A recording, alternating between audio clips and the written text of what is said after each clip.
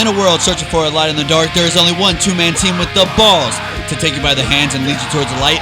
That one team is RantWorthy Podcast. Welcome back, everybody. It's another Sunday, January 14th, 2017. I'm your host, Lee Powell, with my co-host, Ryan Jean-Claude Van Schomburg. What's going on? And we are casting the pods from a secret bunker in the heartland of America, Cincinnati, Ohio.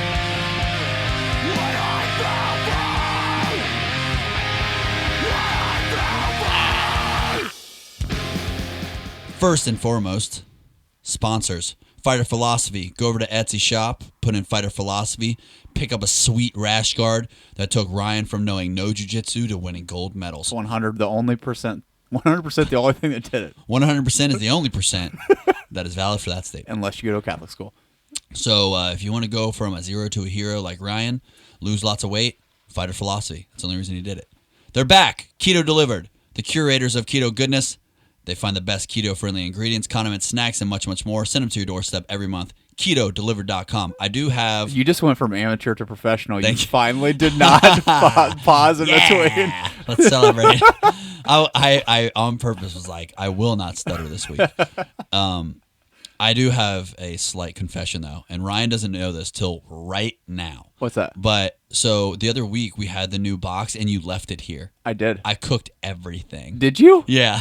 What? I didn't know if you do every single time. So, I don't know. So I straight up, I went to my wife. I was like, we're making everything. That's amazing. They had keto chocolate chip cookies in there. Yeah. Oh my goodness. They So were good. incredible. They were amazing. That was really good. And then she had like the edamame bites. Oh, we ate through the entire I took pictures. I wrote little reviews. So I'll have little ones here and there to talk about. But just know they if you ever see the keto cookies in there, they are incredible. Dude, that brand is legit. That Goodies brand, yeah, it's legit. It's so good. So, all right. Yeah, it was awesome. So, KetoDelivered.com. Go over there. And if anybody doesn't know, it's pretty much a subscription service that hits you up with goodies and snacks, condiments, a lot of different things. They're awesome. When you add up the savings on that, too. Yeah, you're coming out way ahead. Yeah. So, What? Yeah. Oh, shit. Interesting. Birthday. Interesting. Hey, now. They ask me what I do and who I do it for, and how I come up with this shit up in the studio. All I want for my life. birthday is a big booty Dude, this is you. All I want for my birthday is a big booty house. When I die, bury me. We have a birthday this week. That's right. When I die, bury me. Tomorrow. It's Leroy's birthday. So we're going to celebrate with a big booty hell. I married one.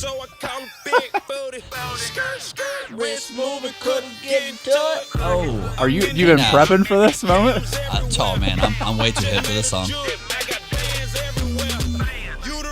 Podcaster. Hold his check. Oh.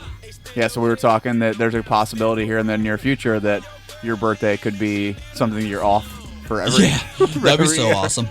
So I always make fun of people who take off on their birthday. Yeah. Because there are people at my work that do that every once in a while. I'm like, how old are you? Yeah. 14. Like, who takes off on their birthday? Like in high school, you'd see some kid not show up. Like, yeah, it's Jimmy's birthday. I'm like, what? No one gives a shit it's your birthday. Go to school, you idiot. Same with work. When I see someone not show up for their birthday, I'm like, come on, man. So, happy birthday. Yes, it is the birth. Every year I post this one picture. Have you ever seen the picture that I always post?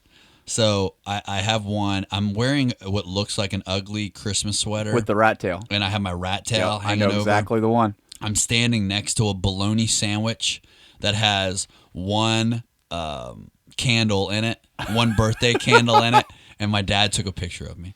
That was what my birthday was when I was a kid. I hope to one day have that framed hanging in my house. I was 10 years old, and I remember I woke up. You know what my dad gave? Like, that was my entire birthday. That was it.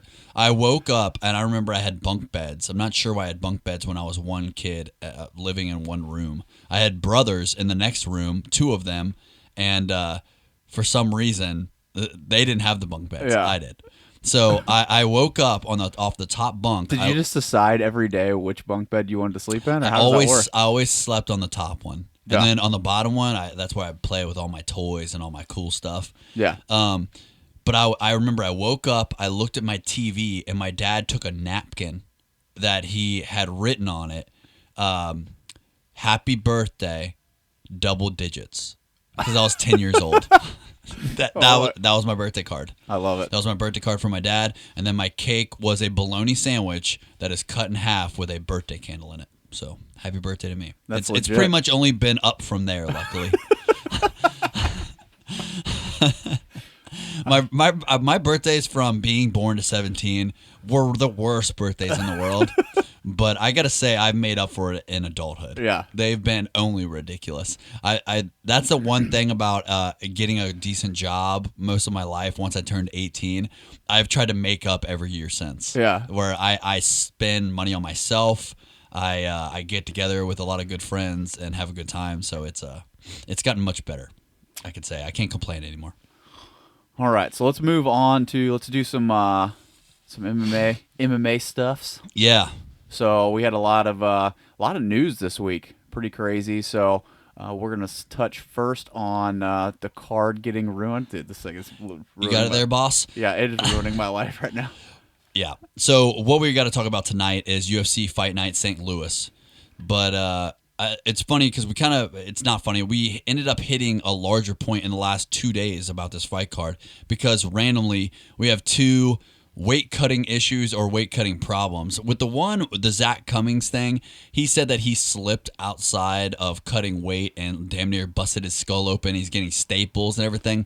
Now, I think some people may not directly attribute that to weight cutting, but I would, because how often have we heard of people slipping outside of a sauna afterwards? I've heard that a couple times. And when you're all gaunt and damn near dead from weight cutting, I think you're probably not the most sound person when it comes to balance. Well, I know when it comes to from doing a salt bath and stuff like that, when you go to step out of the tub, your body is so numb that I've had moments where I've literally had to crawl out onto my hands and knees and lay there for a second. Yeah. All right, so because if you stand up, you feel like your heart's going to explode. Yep. So, and then on top of that, Uriah Hall ended up getting hospitalized and happened to stay overnight. Yeah, he fainted. Yeah. Which is so crazy. You can, if you want to, go through this article really quick from MMA fighting. So this was from Saturday morning. So when the weigh-ins were going on that morning, Uriah Hall was hospitalized due to the fact that he fainted while en route to the weigh-ins. He was on his way there, fainted, and then he suffered a seizure.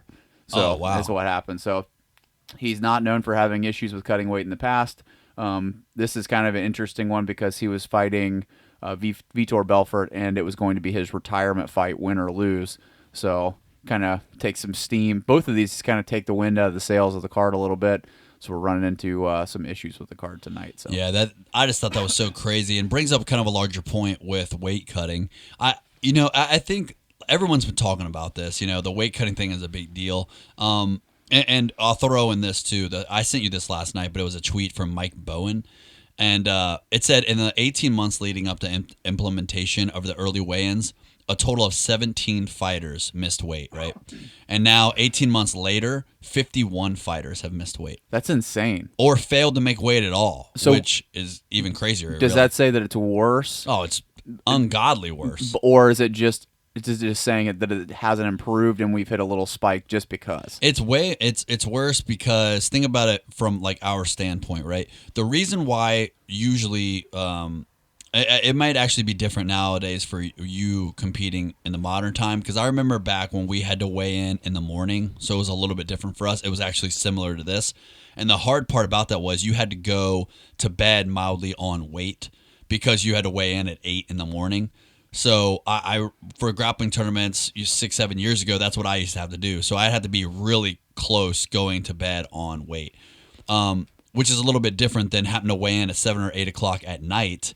And I think they thought about it from a hydration standpoint, but man, I don't know, because you're killing people's sleep, having to cut a lot of weight beforehand, and they got to wake up damn close to be able to not wake up and have to randomly cut weight. Yeah. To me, it's clearly not working. Right. It's obvious. And to make it more at night, I think that gives people the entire day to kind of slowly move their way down there. And throwing in sleeping in the middle of a weight cut is just shit. Yeah. And not good for you. And that's why grapplers, that's why we don't cut as much weight.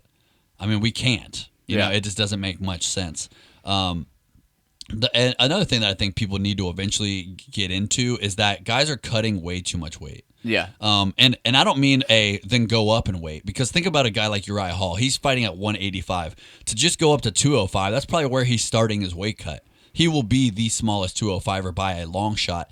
The problem is he's trying to carry too much muscle. That's what this all comes down to. It isn't that he can't make it. Look at a guy like Rumble Johnson. It should be unbelievable to you that he made 170 multiple times.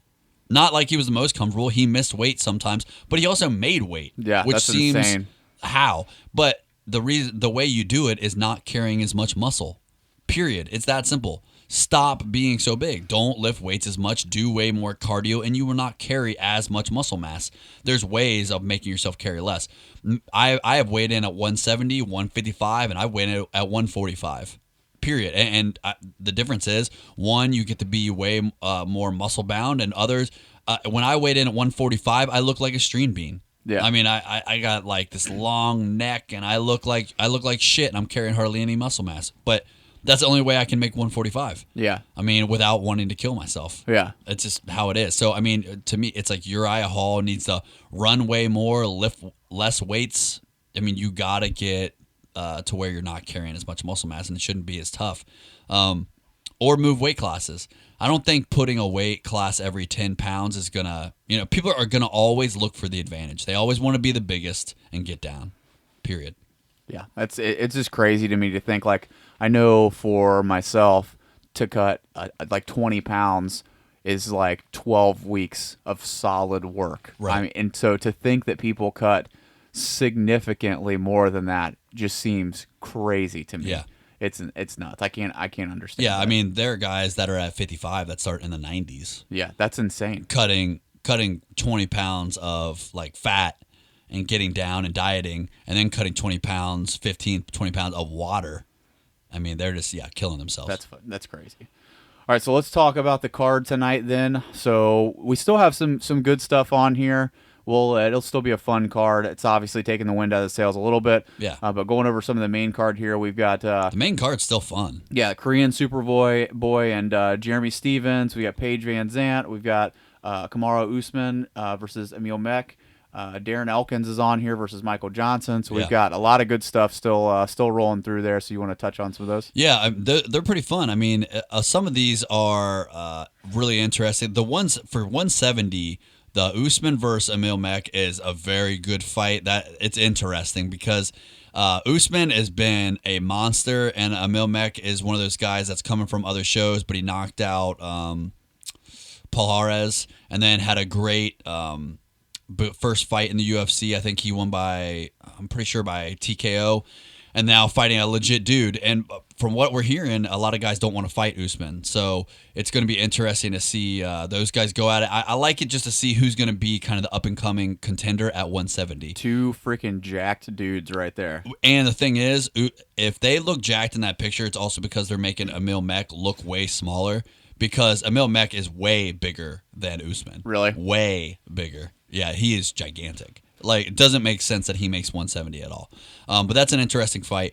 Darren Elkins versus Michael Johnson is fun. It's kind of a big step up for Elkins, and kind of with Johnson losing so many fights, they're kind of like, okay, you got to beat somebody else now kind of thing. So it's a big step up for one and a big downgrade for the other. Michael Johnson, we'll see if he can kind of come back and get back on track.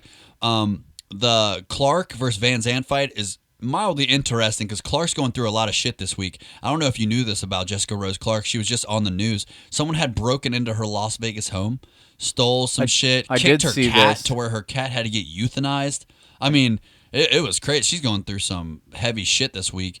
And then Paige Van Zandt, coming from recent losses and a little bit of a layoff, a team switch. She was on TV not that long ago. So seeing if she can kind of come back. She showed a lot of glimmer of talent not too long ago, so we'll see if she can kind of get back on track and maybe deliver on some early promises, if that, you know what I mean? Because for a little bit she was on a hype train, and it's kind of been derailed now. What was her last couple fights? She just lost to. But she lost against Michelle Watterson, and she lost against Rose. Yeah, those are the last two, and then before that she had the head kick.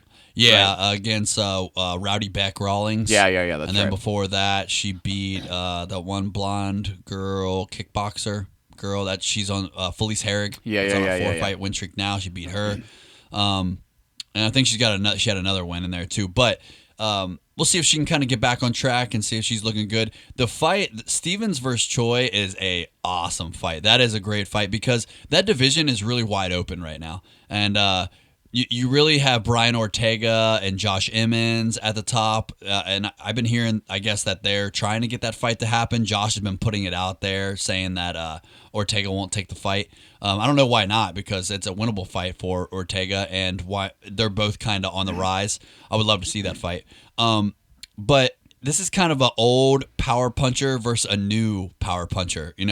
Choi, though he's not like a big, thick guy by any means, he knocks people dead. And in his last fight with Cub Swanson, which was one of the most legendary fights, I mean, that would be on people's top 20 list of best fights forever.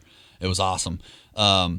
Before that, though, he had gone since 2011, like 6 years straight of never going to a decision, which is pretty nuts. That's crazy. I don't know how a little guy that looks like he'd be delivering your mail or something just knocks everybody dead. He's got insane power for a little wiry guy. Yeah. And then Stevens has just got big power, and he's a little squatty guy. Granted, he doesn't necessarily knock out people that often, but he clearly hits very hard. So it's an old school power puncher versus new school power puncher.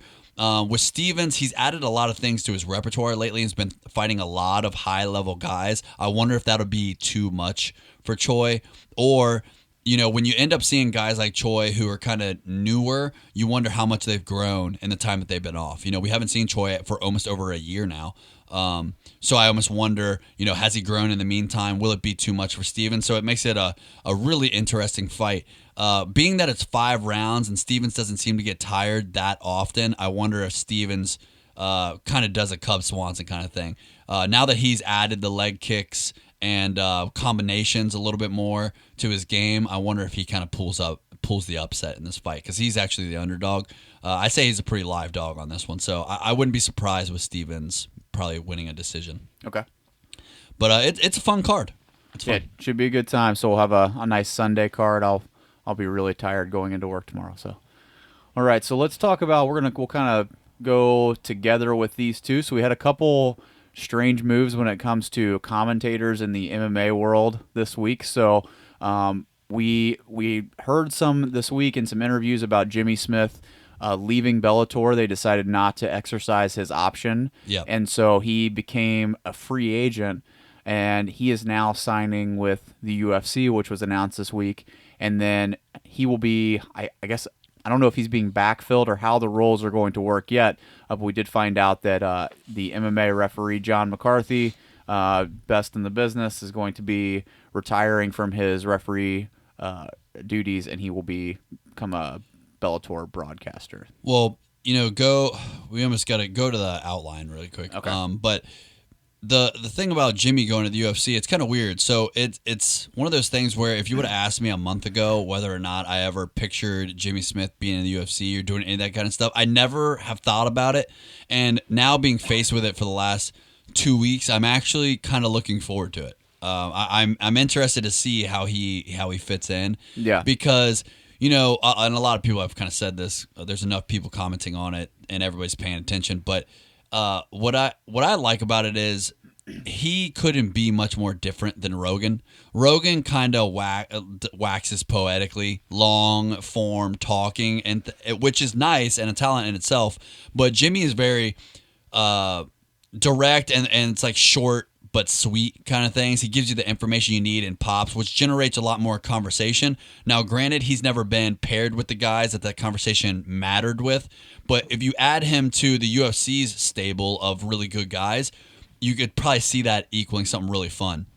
Like, to me, I would love to see like an Anik, Jimmy, and DC. I bet that would be really, really good. I agree. That's what I want to see, and it's going to be interesting because I think they're saying that next week at 220 he's going to be on the panel for the FX stuff. So I like the comment when they comment on fights that are on the prelims and things like that. I think he's at that table. I think people probably didn't realize how much he did for Bellator because they didn't have a bunch of different guys over there. So he did all the package things. He did all the YouTube things. He did all like the pre-fight talk. He did the on-air stuff. He did the breakdowns. He did a lot of different shit. So I think the UFC is going to be able to utilize him in a lot of different ways. So it's going to be probably a fairly bright future for him. What I like about him is I saw this week, and I think it really expresses what he brings to the game a lot. Is he is unapologetically unbiased. Yeah, and whereas you feel a lot of the broadcasters for the UFC, especially, I feel like sometimes in a fight they'll get hooked on a certain person. It's like they can't let go of it. Yeah. And Jimmy Smith really brings the both sides of the story very well. Right. When he's broadcasting. Yeah, because sometimes it does seem heavy on one side. Yeah. Like they'll overly be telling one person's story rather than the other person's story. And the difference is, I feel like Joe Rogan is the type of guy that he may point it out, because I remember when the Amanda Nunes, Ronda Rousey thing was going on, he would point out, we're not focusing on Amanda Nunes enough, and we need to. But he wasn't the one telling the story, though. Right. That's kind of thing. Is like you can sit back and point out that there's a problem, but what are you doing about it, kind of thing. And I feel like Jimmy Smith is the type of guy that he's not just going to point it out. He's going to just go ahead and tell that other person's story and tell you why this matters and tell you the significance and why it's important that you know these things. So I think he's going to be a pretty good addition. Like I said, a month ago, I didn't even think that I wanted this, and now I'm really looking forward to it. If anything, Bellator absolutely got the worst end of this deal. I feel like with the John McCarthy thing, I'm not saying that it's bad. I think it's going to be fine. It's also to be seen how good it is. But as a direct replacement for Jimmy, let's not pretend that he's anything remotely close to that. Yeah. He's not going to be Jimmy Smith, right? I mean, at all. So as a direct replacement, no. Doing all the things that Jimmy did, no. To me, he's a third man in the booth kind of thing. There's no way he could do the full-on color role. But in another way, though, I don't know how... And I know a lot of people are talking about his expertise as a ref, and he knows the rules, and of course he's been in MMA for a long time. I almost wonder, like, will he be too critical of referees, because he's the guy that's usually teaching them? So will he be too critical? On top of that, I don't know how often I watch fights and I'm like, man, I really wish I knew the rules here. Yeah. You know what I'm saying? I don't know what he's going to offer. So I don't want to say that I'm not looking forward to it, but I'm really skeptical. I'm way more skeptical about him than I am with Jimmy. I have a feeling like Bellator is going to it's hard not to say that the announced team, that the Bellator team is going to use him for that role too. Like, I can imagine, how like in the NFL, they like will pull in like a referee, like special guest who comes into the booth when you have like a replay or something like that. I have a feeling they're going to use him in that way. Right. And that's going to be interesting. But it seems like they're going to use him more than that, though. Yeah. You know what I mean? It would have been different if they did like the Mark Ratner thing. Right. Where every once in a while when they need clarification, they go over to Mark Ratner and boom, there he is. And I get that. But it'd be different if all of a sudden Mark Ratner was sitting at the table and it's like, no, even when we don't need you, you're still here. Yeah. So I just wonder, I don't know. Well, it isn't like he's uninformed. I know it's not that. It's just I haven't heard enough of his opinions. I don't know how he's going to talk. So I don't know what it's going to look like at all. So it's going to be interesting too, because it's all next week. Yeah. Next week is when we get John McCarthy, and next week is our first glimpse of Jimmy. So there's a lot going on. It's kind of a fun weekend. There's going to be a lot to talk about next week. Yeah. Because not only do you have a really good Bellator card with some awesome fights and really significant, historically significant fights, but also the 220 title fights are great on the UFC. And then on top of that, it's going to be how's the Jimmy thing go? How does the John McCarthy thing go? It's going to be a couple different storylines coming to that. So next weekend's going to be great. All right, so let's talk about UFC 221 briefly. We lost Robert Whittaker for that fight there. So we do have the news this week that Yoel Romero is going to step in to fight Luke Rockhold to basically do an interim title. We have another interim coming around here, so it's very interesting. I know Robert Whittaker is bummed because this was it's in Australia, right? Yeah, and so he's going to miss his hometown hometown fight. So he had a long tweet about What that. were you thinking when you saw this? I mean, my initial thoughts were the interim title thing just kind of bums me out because I feel like we just continue to do this over and over again, and it's the same thing. I like it's funny with the weight cut thing because just in general between injuries and weight cut, I feel like in the last 2 years, man, we have just gotten it until the card is there and has started. It doesn't feel safe, Right. ever. Yeah. And so we just continue to lose people over and over again. And not that it's his fault, or, I mean, injuries are injuries, but it's like, man, it is just a bummer to continue to try to get hyped for something and feel for somebody, and then all of a sudden it's gone. So Right. I like, and this isn't being critical of you, but I personally think that the interim criticism across the world is like overblown. You know how many interim titles we have right now? 1. Right. You know what I'm saying? Yeah. Like it'd be different if we had like 5 or just multiple. We have 1. What- And the only reason there was 1 right now is because of Connor. And why was there 2 not too long ago? Because of Connor. It was like only because of that. I think that's what the feel is, though, because that's so like there's just such a stamp on that that it just gets annoying. Yeah. It's because it's the forcing of the like. You just want legitimate titles, I guess, is the best way to put it. The thing is, though, what I see interim titles, though, is like a guaranteed number 1 contender. So to me, that's all I see it as. It's let's guarantee a number 1 contender because the winner of this fight will so clearly need to fight Whitaker.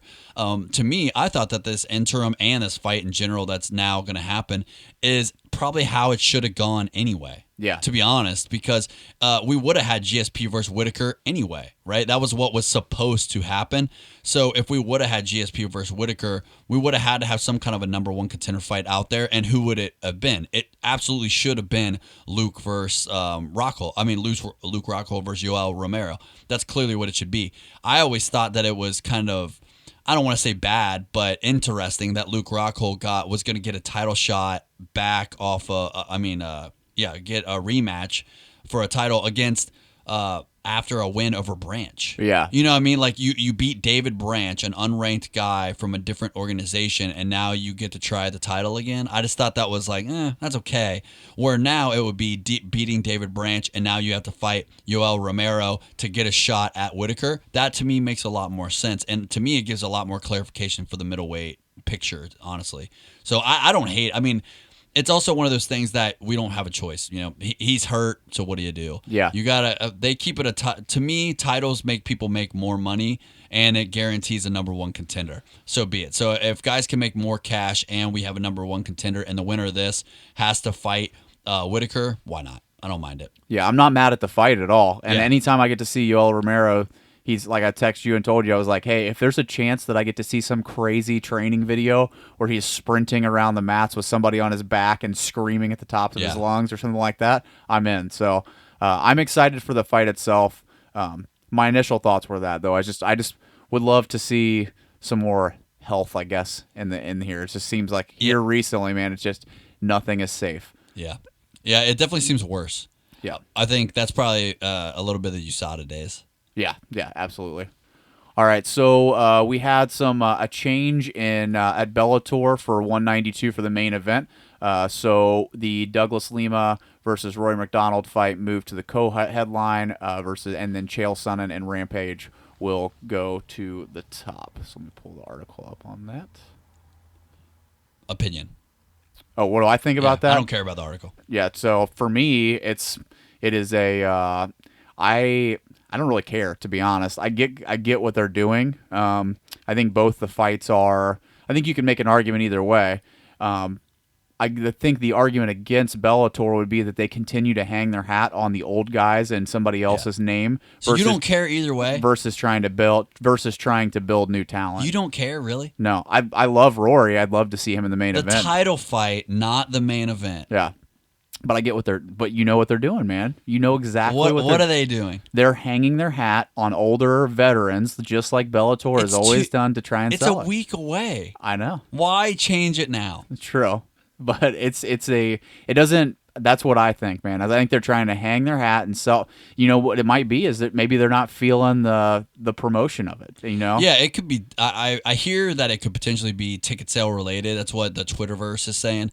That I guess you could go buy 12 seats in a row on the floor right now. Jesus. So it seems like it might be doing bad, but I can't imagine that changing Chael Sonnen to Rampage is all of a sudden people are going to be, whoa. Do we need to take a road trip? Where is this at? Yeah, that's a good point. I don't remember where the hell this is. Inglewood. There Yeah, you go. Inglewood. Yeah, I won't be going to Inglewood. But to me, I thought that it was a slap in the face. I really did. And I know actually let me say it first. But I just didn't think that there was anything more deserving in the week of a how dare you than to move the title fight to the co-main with two over-the-hill 40-year-olds. That you know what is going to happen. Like, this title fight is significant. You know what I mean? Like, you have Rory McDonald, arguably top 2 welterweight in the world. The last title fight of Damian Maia and Woodley, he has a win over both of them. He moves to Bellator. Granted, he had a decision loss to Wonderboy, which he honestly didn't really look like himself. And could potentially not have looked like himself because of what happened with him and Robbie. He may never be the same. Yeah. But to come over and be one of the best welterweights in the world with wins over those two guys and every other significant welterweight out there. And then you have Lorenz Larkin, who came over and fought Douglas Lima. Everyone thought UFC guy, top 7 guys going to come over here, and Douglas Lima fucks him up. And now you get Douglas Lima versus Rory. This is a compelling fight. Yeah. With two of the best welterweights in the world. And to me, to move that down was just so nuts. For two guys that you know what is going to happen. No one in 5 years is going to look back and say, do you remember that fight with Chael Sonnen and Rampage? Oh, you mean when they were both 45 and Chael took him down and leg humped him for 3 rounds and we all sit around saying, why did we care? No one gives a shit about this fight. Like, this is the worst fight in the entire tournament. Quotes, air quotes. Rampage. Worst fight. Rampage whined about this for two months leading up to the tournament. How about how he didn't want to fight Chael Sonnen because he knew exactly this was going to happen. Just for the historical significance, you should keep how it was. Yeah.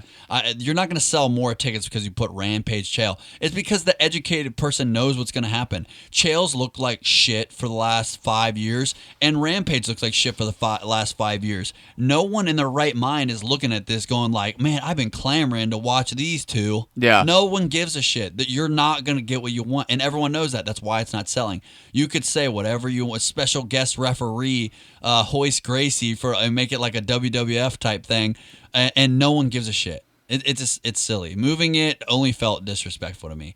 And it was funny, too, because on Twitter, everyone was saying, well, clearly you guys don't remember when Nate Diaz versus Conor McGregor was over Miesha Tate and Holly Holm. And I'm like, do these fucking whack-a-moles not remember why that happened? Like, it was a title fight before that. Yeah. The guy got hurt, and then Nate Diaz stepped in on a 10-day notice.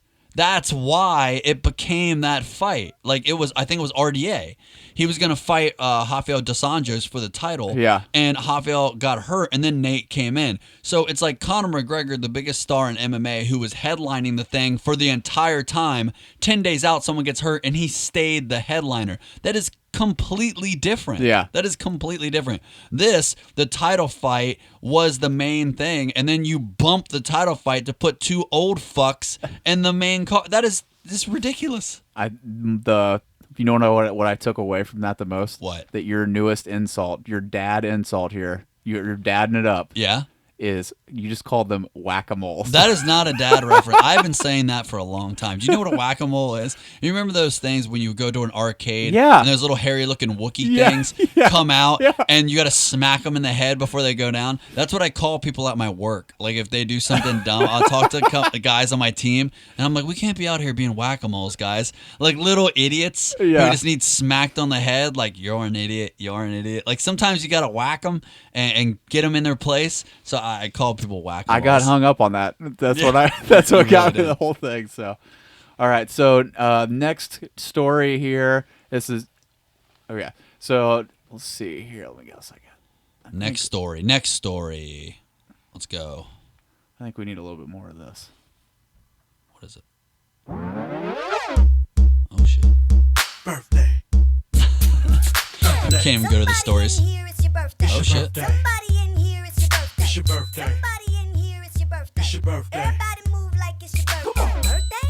Mama dance on your birthday. Okay. Mama gon' break it down on your birthday. Birthday? This is the most birthday video of all time. Yeah, it's super birthday. Birthday. Celebrate, girl. Nobody can compare with you. Birthday in January, so she a Aquarius. That's right. Why does it say Aquarius, though? It's not Aquarius. FYI. What is it? Capricorn, man. Like, how'd he straight up get it wrong?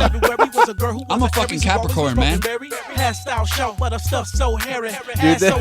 this seems like it was filmed in somebody's garage. Why do you say stuff so hairy? How dare you? I'm as smooth as a baby's bottom.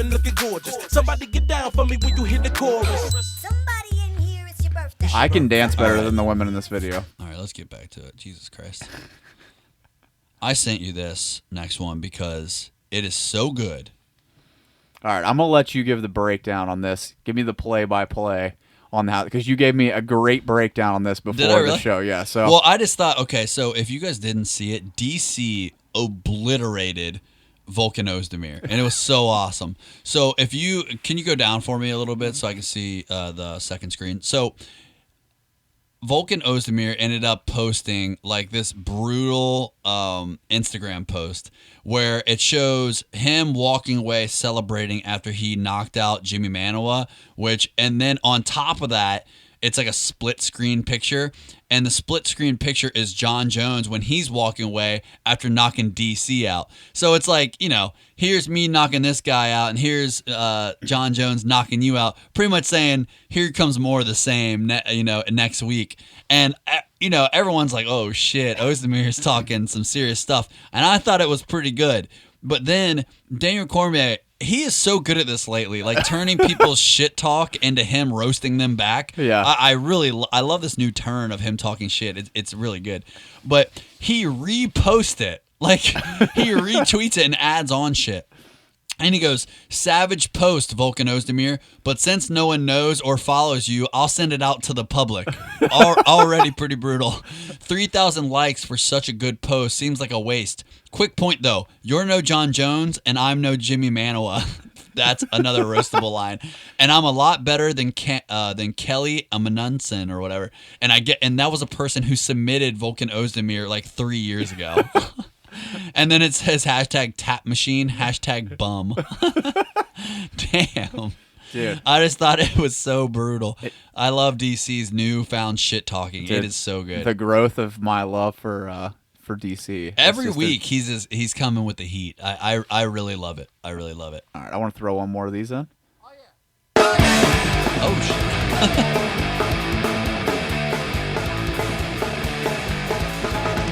It's my birthday and I'll do what I want to. Fuck you, it's my birthday. Special holiday only for me, so do what I say. It's my party, make me cry if I want to. Or leave. Fuck you, it's not your birthday, so do what I say, okay? For 24 hours you're wishing me well. 364 days I'm in hell. Oh well. Happy birthday to me. I love the sentiment of this song. Happy birthday to me. Hey, it's just for you. Tomorrow, I want you to tell everybody to fuck off at work. I love this part. It's true.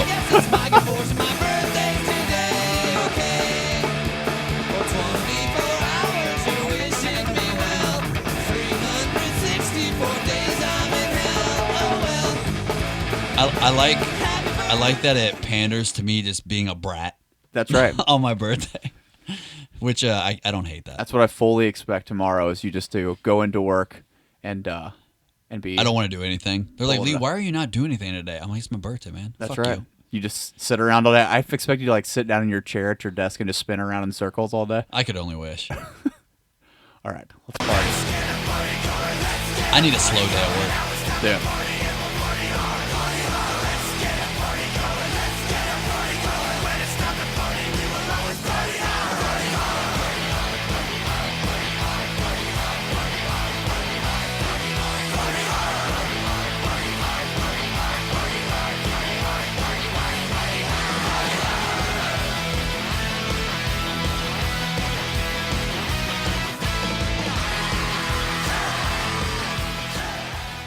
I'm really excited this week for this trailer because I feel like John Cena's come a long way. John Cena has been at the butt of my jokes for years and years. I've hated this guy. I hated him for so long, but let me tell you, I lost my shit watching. He was this hilarious earlier. in that Amy Schumer movie, though. I didn't see that one. I can't stand her, but he was actually great. Really? He's really good. He played like the boyfriend. He was really good. Or ex-boyfriend, I should say. And it was really funny. And I can't stand John Cena. I stopped watching wrestling by the time he was big. So every once in a while, I'd stop in, get the pulse on what was going on in wrestling. And I was like, God, I hate this guy. He's so obnoxious. And then there's a TV show out there that has him in it that my wife watches. Oh yeah, the Total Divas. Yeah. Well, Bella's is the one that the girl is with him, so Yeah, he's yeah. in the show all the time. Nikki. Yeah. So you get to see him every once in a while, and he is dreadful. He seems like an absolute bore to be with. I don't know how any woman could love that Dude, man. she has got him wrapped around her finger though. It's interesting because when you watch it, he's like a military type guy in a way. It's like, I guess I should say what you would assume a military guy, because all the military guys don't act like him, but he acts like what I would assume a drill sergeant would be like. He looks like no fun, just drying every panty he comes in contact with. And in this movie, it's like lately, all of a sudden, he's funny. Yeah. Like, I don't know if the I'm going to say F because fuck it. The WWF is clearly putting out high-level actors. Yeah. Like, they got you faking an entire career that you're ready to be an actor when Right. you get out. They put out The Rock, who is the biggest movie star ever, and I feel like John Cena's he's going to come up right He's behind coming him. right behind him. It's just going to be two jacked steroid users at the top. It's funny because on the Total Divas thing, for the longest time, I would tell people, like, you can tell that John Cena uses every bit of personality Steroids. and every bit of personality and excitement that he has in the ring, because after that, it's like it sucked the life completely out of him. Absolutely. But all right, so let's watch this trailer. I was losing my shit earlier watching this, so I'm excited. It's called Blockers. Bye. I think our daughters are friends. I think that makes us friends. I'm Hunter. I'm Lisa. That's my Julie. I'm Mitchell. Kayla's hero.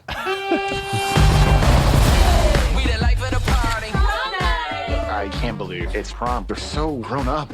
I can't even hug my daughter anymore without feeling her boobs. Just high fives from now on. I love he's got his phone clipped to his belt, like total dad mode. I need one of those. Julie left her laptop open. You guys are snooping on our kids? No. We don't understand what they're saying, so it's not snooping. Oh my god, I love puzzles.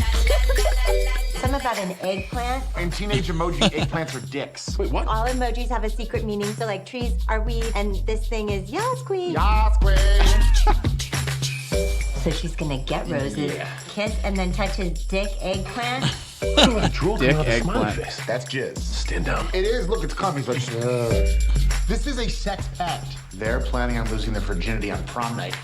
Maybe it's not sex. They're just saying, hey, you're okay with me. You're okay with me. Baby, No, I fucking knew it. our girls are not thinking things through. I'm gonna stop them. I'm in. Let's cockblock those motherfuckers. This is our last big night gonna be together. me one day. This pact is gonna make tonight even more perfect. I would hate to be the guy that shows up at your house. What would Vin Diesel do? Terrifying. Me too.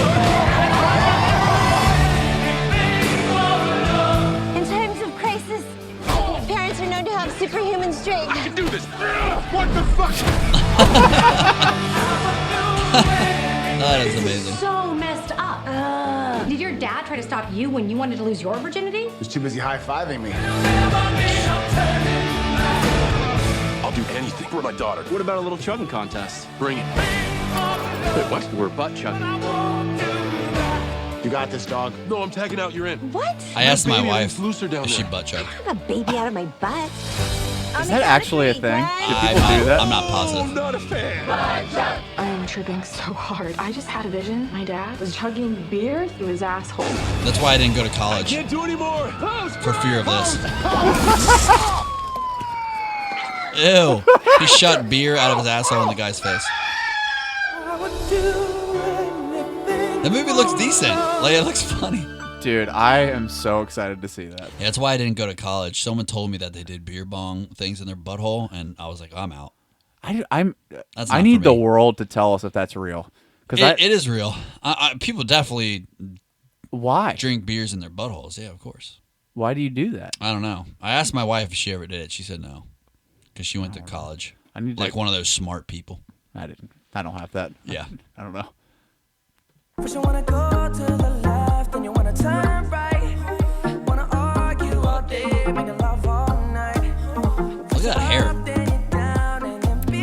I've been posting stories of me singing Justin Bieber almost every week on Instagram. Nice. Yeah. I think I blocked you.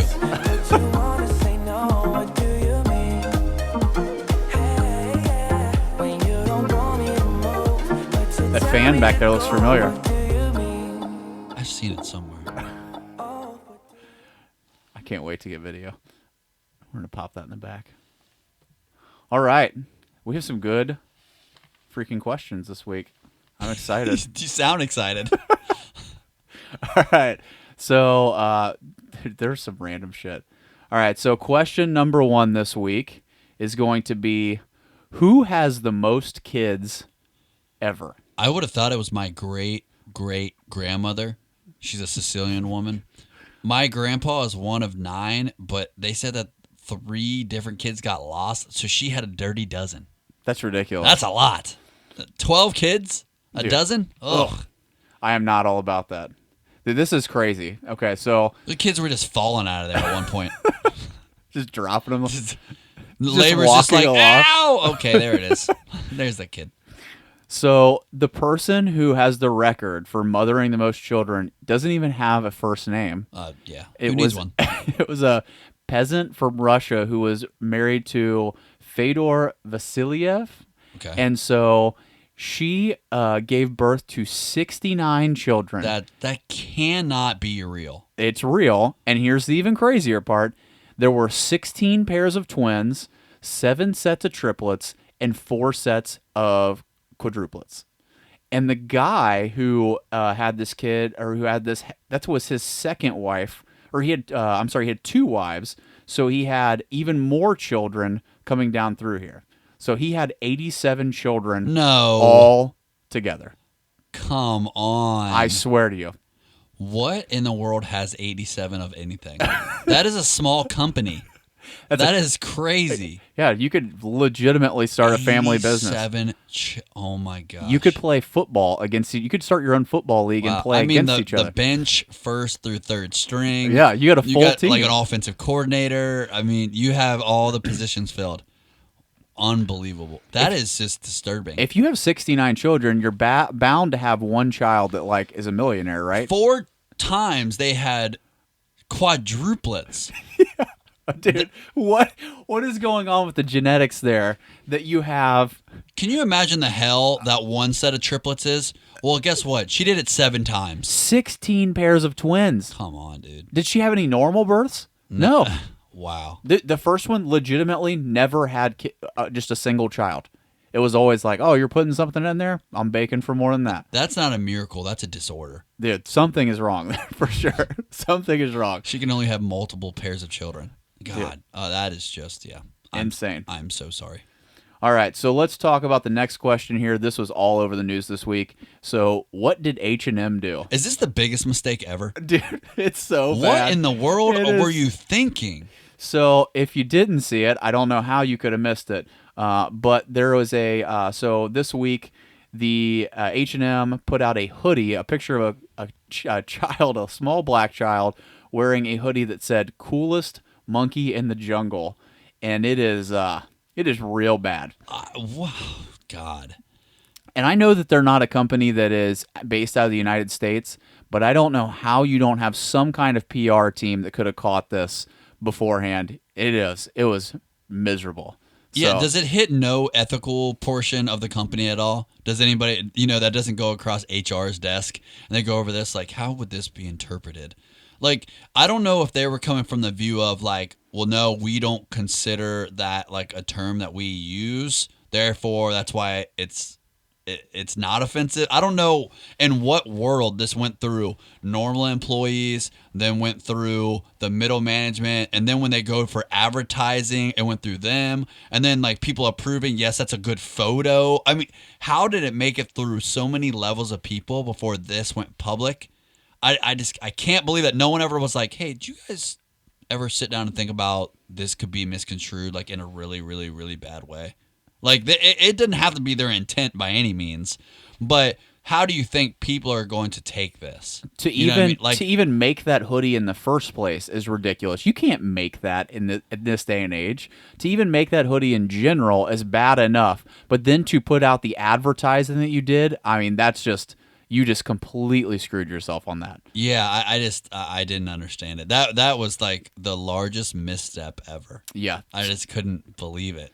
But if you look this up on Twitter, though, if you want some serious entertainment, I can only imagine. It is insane. I saw videos of people like looting the stores, like knocking shit. Yeah, Jesus. It is crazy. Good luck to H&M for the next 6 months. It's going to be a brutal half year. Yes, absolutely. So next question is going to be, this is going to bring us to one of my favorite movies. So where is my super suit?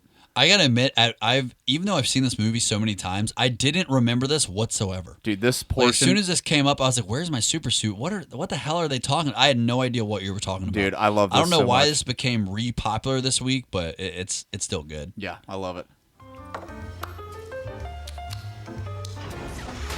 It's like superheroes go through bullshit too.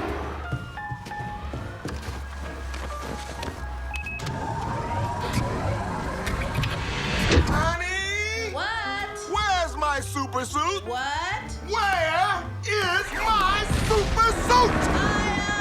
Put it away. Where? Why do you need to know? I need it.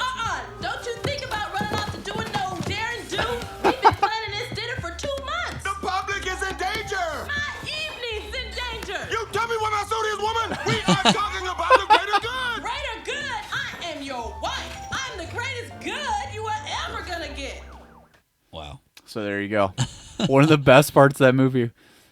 I love that that's 7 years old and somehow came up on the internet this week. Dude, I don't know. No idea why. I absolutely love it. That movie is fantastic. I'm not a big kids movie, not a big animated movie guy, but that one is a real good one. So, all right. So next question. This one was you already knew the answer to this, but I did not. I was surprised by this. So, are French fries really from France? Yeah, the only reason I knew this because I feel like I had the original hipster teacher where he he knew all this kind of shit, and he threw it up in our face one time. He was like, a matter of fact. So you can explain it. All right. So what happened was, French fries are actually from Belgium. And so what happened was American soldiers stationed in Belgium during World War I were introduced to these French fries, or what they were called at the time, and the Belgian army, their official language was French, and so the soldiers from that nicknamed them French fries, and basically giving credit to the wrong country. So in World War I, soldiers screwed that up. And we were talking about how hilarious it is with the freedom fries. Yeah, that's why I originally learned about it, because the whole freedom fries thing happened when I was in high school, and I had that one teacher that was like, it's actually kind of funny that you're saying freedom fries, because France wasn't the one that came up with it in the first place. Yeah, so pretty because at the good. time we were having some kind of an issue with them or something. So I'm going to officially change the name now. I will never refer to them as French fries. Give me those Belgian again. fries. Let me give the Belgian fries, please. Let me put some gravy and some cheese on them. Ew. Mm-hmm. Gravy. Get out of my face. So good. Move along. All right. So next question. Who won the national championship? I barely knew about this, and someone stopped me at work, and all they told me was, did you see that the coach of Alabama is under some heat? And I was like, what? What did he do? And he took out the first string quarterback and put in the second string quarterback. And I'm like, well, why is that a big deal? And we'll talk about more after this highlight. This highlight is so sick. Yeah, it's amazing. All right. You can't argue these two teams earned their way here. Alabama versus Georgia. You can't argue it. UCF has an argument. Look at this. That was the ripped it right out of his hand. That was the first drive of the game. Aw, you overthrowing son of a bitch. Hunker down one more time, dogs. That's what we want them to do. We want them to go out there and lay it on the line. They hand it. No, they keep it. The dogs barking in the first half. Georgia at the half, 13-0. Dude. Alabama's QB eating shit. A true freshman from Hawaii. Bama makes QB change. How dare you? He's a true freshman, too. Like a straight up freshman. Look at this motherfucker. A desperately needed third down conversion. Nice. And he led head first. He didn't give a shit. Touchdown, Alabama. A freshman quarterback duel in Atlanta, and the Tide are back in it. Dude, that's so crazy. Oh, Delivers. Georgia. Holy shit. Look at that. Whoa. 80-yard touchdown. 20-7, Alabama. Picked. Oh, and then he gets picked. And then it's picked again. Alabama, you're dead. Whoa, whoa. Oh, 20-10. Oh, it's in the fourth quarter. They're losing. Oh, look at him. Look at Alabama. Oh, shit. Najee Harris.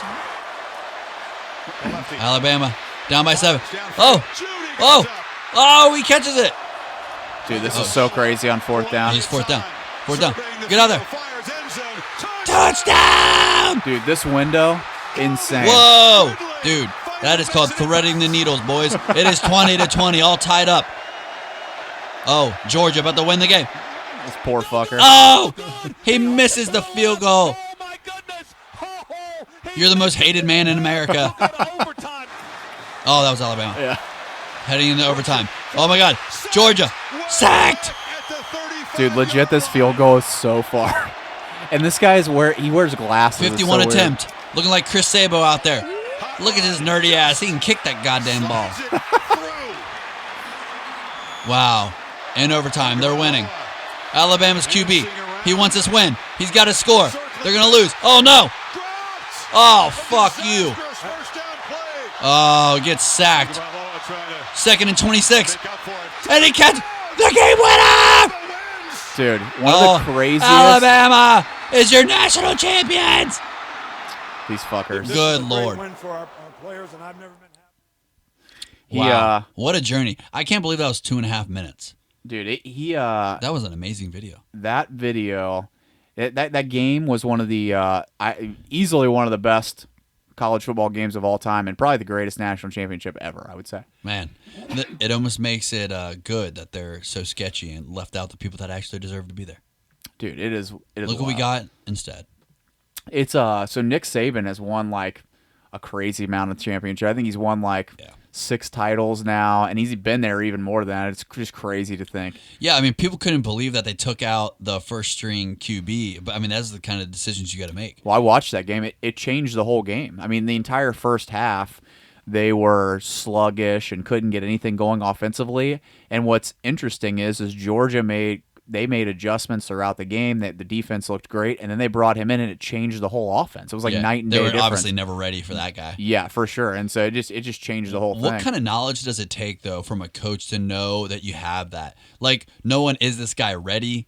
Does he even have the skill set? All these things. And as a freshman, it's like that was a crazy gamble. I don't know if it was a gamble or did they know, like, oh no, we got this ace in our pocket, no one even knows. And then to think about the balls of that guy. You know what I mean? Like a freshman coming in there, your first throw is during the national championship game. What the hell? And like the second throw is a touchdown. That is wild. I mean, the nuts of that guy. Some people just have a different ability to do that. I think I would be like shitting my pants at that point. That is just crazy. I don't know if I could handle that. That was wild. So next question. Let me ask you, Lee, why is Charlie Daniels mad at Taco Bell? I got to admit, I remember when you asked this, and I was like, who's Charlie Daniels? So it's the devil went down to Georgia. Devil went down to Georgia, that guy. So mad at Taco Bell. I could just have no idea why in the world he would be mad at them. So Taco Bell aired a new commercial during the national championship. I don't think you don't have television, so I don't think you would have seen this. I don't have television. Yes, I do not own one. I'm just kidding. Let me show you this. Let me show you this commercial. There's a powerful connection between the dollar and Taco Bell. Because it unlocks. They're going super conspiracy. Yeah. Oh, I love it. To late night for just $1 each. How many 20 idiots are items eating this for a up? dollar. Dude, they love it. 20 steps on the pyramid. Oh. Who's really behind this? Is it the Illuminati or the Bell Illuminati? Experience the power of the dollar at Taco Bell. I love That is a good ad too. the guy at the end who's wearing the robe, eating a burrito. Yeah. It's just like, yeah. That is a good commercial. So, first of all, I learned this week that every day Charlie Daniels tweets some of the same things over and over again. Like he tweets about Benghazi every day. He repeats the same tweet like a complete psychopath. So when I was going back to look at this, but what sparked this whole thing was, so that ad came out and then Charlie Daniels tweeted, "Hey Taco Bell, the Illuminati is not a frivolous subject." And all of the, there were just a whole bunch of crazy right-wingers who were eating that shit up and posting on top of it. It was absolutely hilarious. Why are musicians always the people that are tied up in Illuminati stuff? Have you ever noticed that? Yeah. It is always them. It is always a musician. You'll always find a musician tied to the Illuminati talk. Yeah. I don't know why that is. So funny. Get off it. That is so funny. Yeah, so he was not very happy with Taco Bell, with them making fun of the Illuminati. I absolutely hate Taco Bell because of its disgusting food. I have not eaten it since I was a child. Yeah.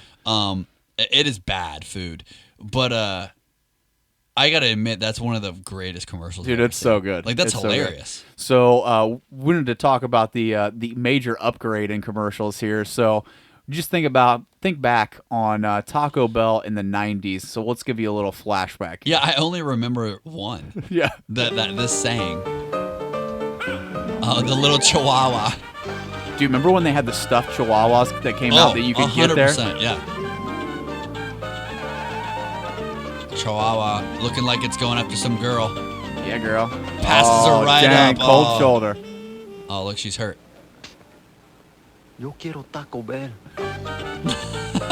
Do you remember how many years we had to watch this shitty commercial? Dude.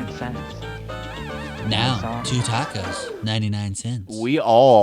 We all said that for so long as kids, though. Oh, everybody was saying that shit. absolutely. Dude, when the Gorditas came out, what did I say when I saw the commercial earlier when you sent me the link? I was like, Viva Gorditas. Yeah, I said that oh my because that's God. immediately where my mind went. I hate Taco Bell. That little dog was wearing the beret with, and he was talking about They're Gorditas. back in my good graces just for that commercial.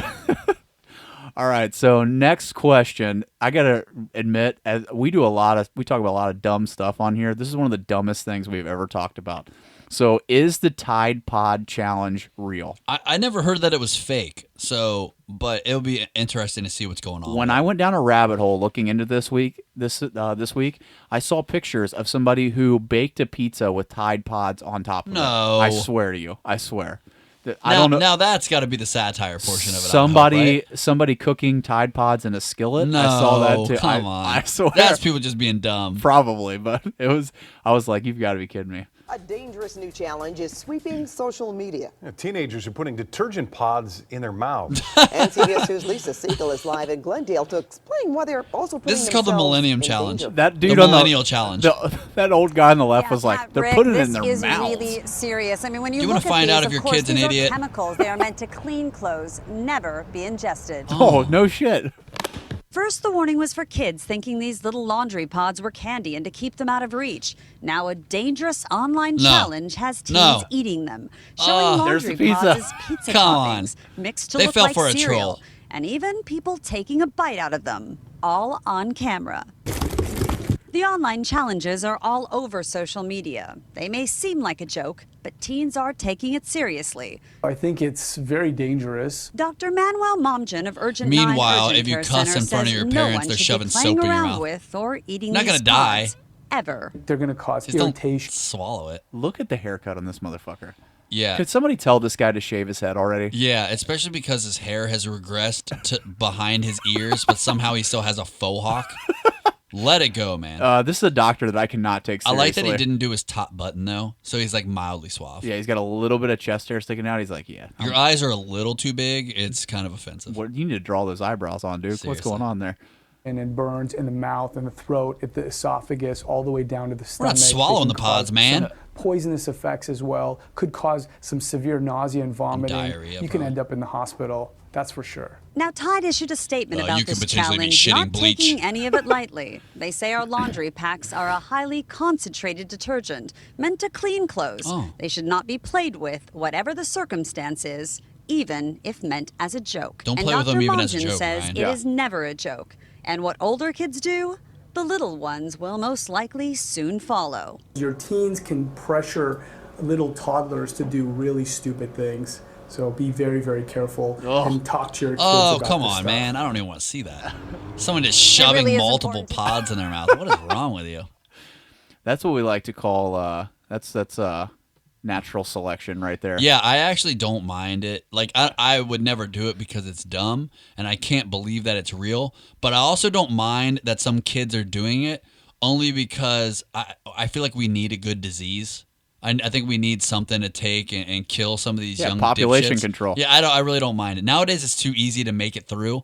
Why not? Yeah. Let's kill some of these little assholes. The fuck happened? Now, every day is your birthday and I hit the flow. Oh. Every day is your birthday and I Hey. hit the flow. Hey. Every day is your birthday and I hit the flow. Hit the flow. I say hit the flow. Every day is your birthday Just in and I case hit you the forgot. flow. Every day is your birthday and I hit the flow. shit. Every day is your birthday and I hit the flow. Hit the flow. And let's work. Dance like a white girl. Let's work. That's me. Let's work. This is Lee tomorrow at work. Let's work. Yeah, let's work. No, for real, get to work. Girl, I got 100 bottles of that rose hose. They always be in my... Just in case you forgot. Jesus. I don't got a little. It's a little. I forgot for half a second. All right. So next question: was there a missile headed for Hawaii? I only knew that this was going on because I saw Yancy Medeiros and Max Holloway posting about this on Instagram saying, "Is this real?" And then I read the thing. It freaked me the hell out. Yeah. It said like like an emergency alert, ballistic missile coming at you. What Yeah. happened now? So what happened is so you know how like when you have your phone, if there's an Amber Alert, Yeah. you get that crazy noise that goes off, and Yeah. it's so funny if you're ever like in a grocery store or anything, and and that comes through, you can hear it go through everybody's phone. Yeah. Well, the emergency alert system works for other things too. So in Hawaii this week, there was an emergency alert that came over everybody's phone that said ballistic missile threat inbound to Hawaii. Seek immediate shelter. This is not a drill. Oh, I would have been shitting my pants. Yeah, so this happens, and what is crazy? I would have just been screaming like, "It's happening!" Dude, what is crazy about this is literally. You want to know what caused this? They know for real. Somebody who works for the emergency alert system hit the wrong button. They're full of shit. I swear to you, someone clicked something wrong on the computer. So what was it supposed to be? There's no way that's like that close. There's They- no, "Are you sure you want to send this message?" Dude, I can't send an email without a subject. It goes, "Are you sure you want to send this with no subject?" Isn't that so true? There's no way. There's no fail safe. I get that at work all the time. You positive you want to send this email with no subject? I'm like, "Oh fuck yeah, I didn't send that with a subject." Hey, this thing needs attention, and somehow I can send out an emergency alert to everyone's phone about a ballistic missile. There's no check and balance for this. Literally, What is wrong Oh with my these god, people? I'm crying right now. That is a perfect analogy. That is a perfect analogy. Wow. Oh my god. Jesus. I think this is the one that tweeted it. Dude, that's ridiculous.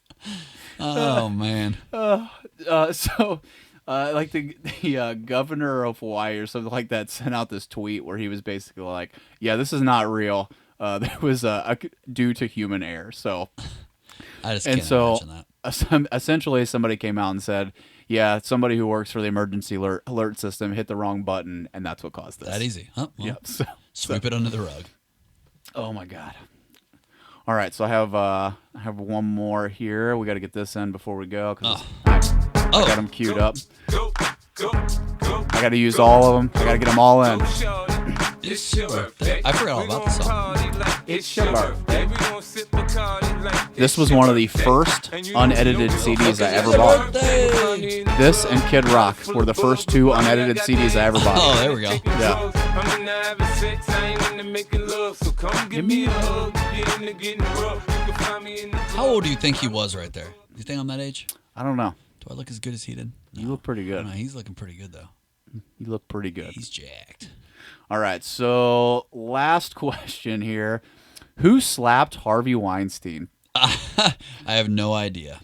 So the answer to that question is some guy named Steve. Oh, hey, Steve. So some guy named Steve got drunk and slapped Harvey Weinstein in the face at a restaurant this week. Totally support it. Isn't that a guy that can just receive abuse right now physically and no one would care? Oh, yeah. Is anybody going to be like, hey, you don't do that? Yeah, dude. No one's defending that guy. Just go ahead and beat him. I love that in 2017, 2018, we can get video of literally everything, too. So, of course, the first place I went to find this video was TMZ. Yeah, so. And it was front page. Yeah. Like, oh, this is what you're looking for. So here we go. Don't do that, man. Don't do that. What? You're a piece of shit. Fucking with those women. Get the fuck He gives him a little double slap. Get your fucking ass out of here. You're a fucking piece of shit. And what would you do about it? Shut the fuck up. Get the fuck out of here. He can't do. Dude, it's so funny. That guy, the guy was like, what are you going to do about it? And he was like, shut the fuck up. He's like, oh, okay. Look, then they go up to the front. Yeah, we're getting abused. Look at the smack. Smack, smack. He gives them two little quick rabbit backhands. I love it. I love it. It was way too weak, though. Yeah. That was some, like, sissy slapping. You gotta like, come from the hip. Yeah. It really puts them... And the thing is that I felt like that was insulting to the backhand. When you say backhand, you're supposed to go from, like, the right hip and then go across over to Alaska. Yeah, he was... You need to go Florida to Alaska. If you're going to backhand, that's a trajectory, right? Florida, Alaska. There you go. Whack! That could really get some heat. Or you got to come forward. Oh, dude, I like the forward slap. You got to go forward. You got to go Arizona to Maine. And then you got to go down. Boom! You go down to Florida. Go down, back down. Yeah. Or keep kind of the same path and go kind of like Egypt. Yeah. So you're going to go all the way in the pocket. Yeah, I want you to go Arizona to Maine, Egypt. That will give you a good follow through. That's how you know that you turned your hips over. Yeah. So you got to kind of get on the balls of your feet, turn your hips. Oh yeah, and that's going to give that big fat fucking slug, Jabba the Hutt looking bitch. That's gonna give him a real good smack. That's what he deserved. You might get a KO. You might get a KO out of that. That's gonna shake him. Yeah. So you sent me his big fat dumb head with his rattle. A little fucking pumpkin head, man. Fuck that guy. You sent me a video of what you wish would have happened. Yes. So this is Jason Perillo smacking Cyborg. Listen to this. Yeah, you can't hear much. But oh my god, the sound of this. Earlier when we were watching this though, it was loud, and we had our headphones off, and it was loud. Just wait till you hear with the headphones on. Oh, it's loud. You can hear like the girth. Oh my god! Play it again. Play it again. Oh, this is me right now. This is me. Hey Harvey. Oh, that would be me. Dude, he hits her so hard. That's what I want to give Harvey right there. And just watch him cry. Jesus. All right. That is absolutely ridiculous. I can't imagine being... That kind of stuff doesn't pump me up. Oh, yeah. Spiritually. That would take all the wind out of my sails. Like, why'd you hit me? All right. So let's go out in style this week with the actual birthday song for you. It's what we started it with. It's what we'll finish it with. Yeah. This is the real birthday song. The true birthday song. That's if you don't want a big booty hoe for your birthday, you need to rethink your life. Yeah. They ask me what I do and who I do it for, and how I come up with this shit up in the studio. Butts age well. All I want for my birthday Fact. is a big booty Snopes it. All I want for my birthday is a big booty house. Okay. When I die, bury me inside the Gucci style. When I die, bury me inside the Louis style. All I want for my birthday is a big booty house. All I want for my birthday is a big booty house. She got a big booty, so I call her big booty. I had to get to that part before we started. Boom! So my shout-outs are for Amber Addison, Sarah Hasselbeck, Megan Schomburg, and Robert Blake this week. You ready for this? I got Ashley Root, Baby D, Chris Olsop, Neil Murdoch, Stevie Lowenstein, Little Ricky, Timmy Govlin, Ray and Liz Hughes, Christine and Corey McNamara. Why do I have a long list? Because it's my birthday. Fuck you. say your prayers, eat your vitamins. Listen to RantWorthy podcast. I'll see you fuckers next week. See, nigga, I'm ballin' you in wheel call. When I die, bury me inside the jury style. When I die, bury me inside the truest style. True to my religion, to everything, I'm too different. So when I die, bury me next to two bitches. They ask me what I do and who I do it for, and how I come up with this shit up in the studio. All I want for my birthday is a big booty hoe.